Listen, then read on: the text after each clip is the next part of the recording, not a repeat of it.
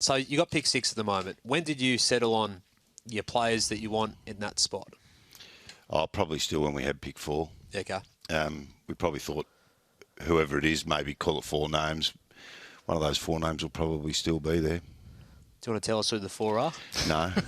So we saw Fisher Mackesy there. Is he in the mix for you guys? He's obviously been linked pretty strongly to you guys having some interest in him across the year. He's a key back who can go forward as well. Tell us about his year and whether you guys are in the market potentially for him. I think he's in the mix for everyone from about 4 to 15, I reckon. Yeah. So, that's not rocket science. So that's probably where he sits, somewhere in there. No, he's had a good year. He's a good lad. The go-home factor, we've got to ask about it. Interstate club, predominant players come out of Victoria, but Dylan Stevens is one of those ones we've spoken about a bit today, who sits on the fence. Was he a Vic country boy? Is he a South Australian? He's nearly New South Wales.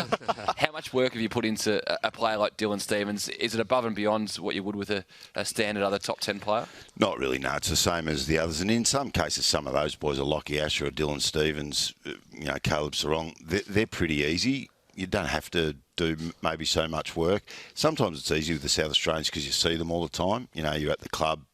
It gives you a bit of a feel for the Melbourne clubs. Bang, a phone call, come in, do you want to come and see us? So with the South Australian boys, it's even a bit easier because they can come to the club. You see them at the footy, just drop in at Norwood or Glenelg or wherever and go and see them. So sometimes they're even a little bit easier. And they're good kids, so they're not hard to work out. Where do you judge the state of the list at the moment? There was a lot of outside speculation about it, particularly heading into the trade period. That's been and gone now. Where do you sort of see the list and the state of the list? We reckon it's a lot better than a lot of people say it is, so I can't wait till we start to prove some people wrong during the season. So it's common sense when you look at it. Some of the older guys went out. They were about to finish or finished.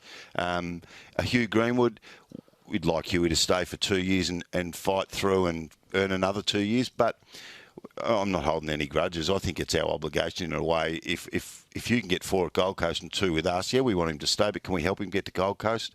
We could, and we did. I think that's a win-win for everyone. Can you talk us through some of your other favourite picks? Because you've had plenty. Tom Doedee was a bolter from a couple of years ago. Charlie Cameron was one you unearthed as a rookie who's now probably the best small forward in the competition. Have you got one, maybe outside of Hugh, that sticks out? I love the Tom Doedee pick, and I reckon it's a really good example for supporters and people that follow social media, and for our supporters who are pretty smart and they work it out, is no one knew Tom Doedee really at the time when we picked him. But don't get angry about that, because guess what? Now they all love Tom Doedee. So just because you don't know the player, don't be angry. Be patient, have a look. It took Tommy 2 years in the sample. So we love the Tom Doedee pick. I love the Ian Callanan pick. That's a great story. We've talked about that a lot. Ricky Henderson as well. So they've been some of the favourites.